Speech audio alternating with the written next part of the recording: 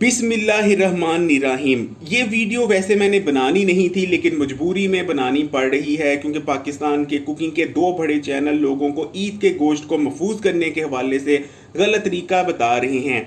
एक दूसरे की लागतबाजी में एक कह रहा है कि गोश्त को बिल्कुल भी धोना नहीं चाहिए और बिना धोए महफूज कर लेना चाहिए, जबकि दूसरा कह रहा है कि गोश्त को बॉयल कर लेना चाहिए। ये दोनों ही सरासर गलत तरीके हैं। इसलिए इस वीडियो में मैं आपको ईद के गोश्त को महफूज करने का सही तरीका बताने जा रहा हूं, जिस तरीके से अगर आप गोश्त को महफूज करेंगे ना तो आपका गोश्त ख़राब होगा, ना ही आपके गोश्त में स्मेल आएगी और बिल्कुल हाइजीनिक रहेगा। बिल्कुल जब भी आप निकालेंगे फ्रेश होगा। इस तरीके से वैसे तो आप 8 या इवन के 10 महीने तक भी गोश्त को महफूज कर सकते हैं। तो चलें फिर देख लेते हैं कि ये सब कुछ किया कैसे जाता है। तो चलें फिर स्टार्ट करते हैं। ये आप देख सकते हैं कि हमने छोटा गोश्त लिया है, यानी ये मटन है। लेकिन इस तरीके से आप किसी भी गोश्त को, बेशक आप बड़े गोश्त को, ऊँट के गोश्त को, यानी किसी भी गोश्त को आप इस तरीके को इस्तेमाल करते हुए महफूज कर सकते हैं। तो सबसे पहले आपने क्या करना है, गोश्त लेने के बाद आपने पानी ले लेना है। क्योंकि ये वीडियो बनाने की मजबूरी है इसलिए जग में पानी ले रहे हैं, लेकिन आपने खुले पानी से गोश्त को धोना है। तो ये आपने पानी डालना है गोश्त में और अच्छी तरह, ये नहीं कि ऐसे हाथों से मान लेना है, बोटी बोटी पकड़ के अच्छी तरह जो है ना उसको आपने धोनी है। और खुले पानी से मैं दोबारा कह रहा हूँ, धो रहा हूँ, ये मजबूरी है क्योंकि वीडियो बना रही है इसलिए। तो ये आपने बोटी बोटी धोने के बाद अच्छी तरह से, ठीक है। उसके बाद आपने लेना है वाइट सिरका, यानी अंगूरी सिरका। ये वाइट सिरका है, आपने ये थाल में या जिस बर्तन में भी गोश्त को धो रहे हैं उसमें पानी भर के वाइट सिरका डालकर, ठीक है, 2 मिनट के लिए, सिर्फ 2 मिनट के लिए आपने वाइट सिरके में गोश्त को भिगो के रख देना है। और उसके बाद जो है हम इसको दोबारा वॉश करेंगे।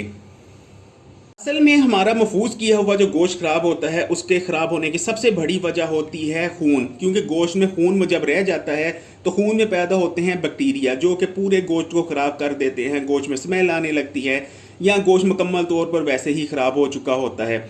लेकिन आप जब सिरका डालते हैं और 2 मिनट के लिए गोश्त को भिगो देते हैं तो गोश्त के अंदर जितना भी खून मौजूद होता है वो तमाम क्लियर हो जाता है और जितने भी बैक्टीरियाज मौजूद होते हैं वो भी किल हो जाते हैं, क्योंकि सिरके के अंदर ताकतवर एंटी बैक्टीरियल और एंटी माइक्रो प्रॉपर्टीज मौजूद होती हैं।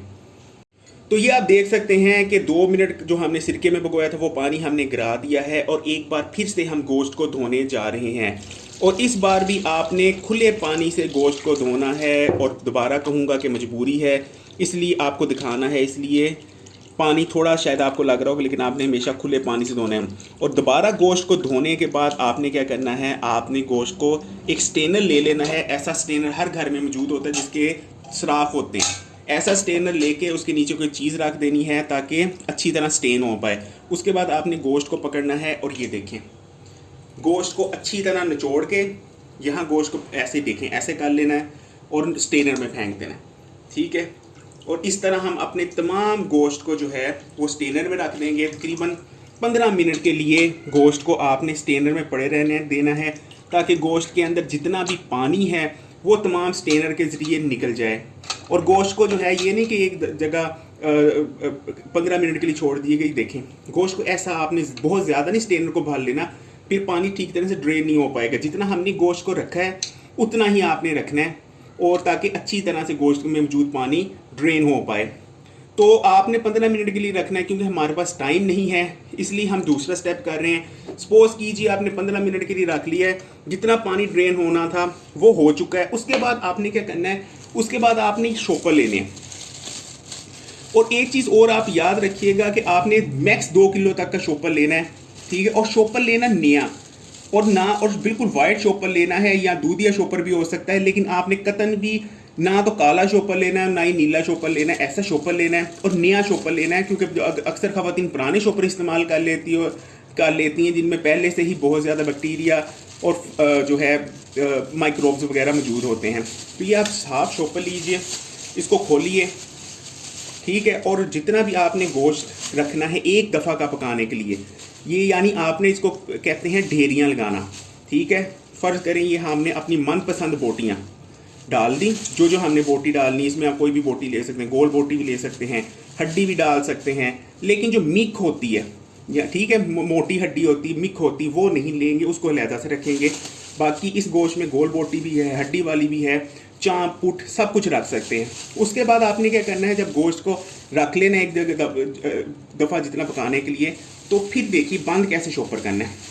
ये आपने हल्का सा ऐसे करना है, ठीक है, और जितनी भी हवा है वो आपने निकाल देनी है, ठीक है, लेकिन हल्के हाथ से, बिल्कुल गोश्त को दबान नहीं देना, क्योंकि जब गोश्त बिल्कुल दब जाएगा तो जब फ्रीज़ करेंगे तो बिल्कुल उसको खोलने में मुश्किल होगी।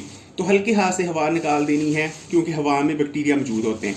और ये देखिए हमारी एक जो है ढेरी तैयार है।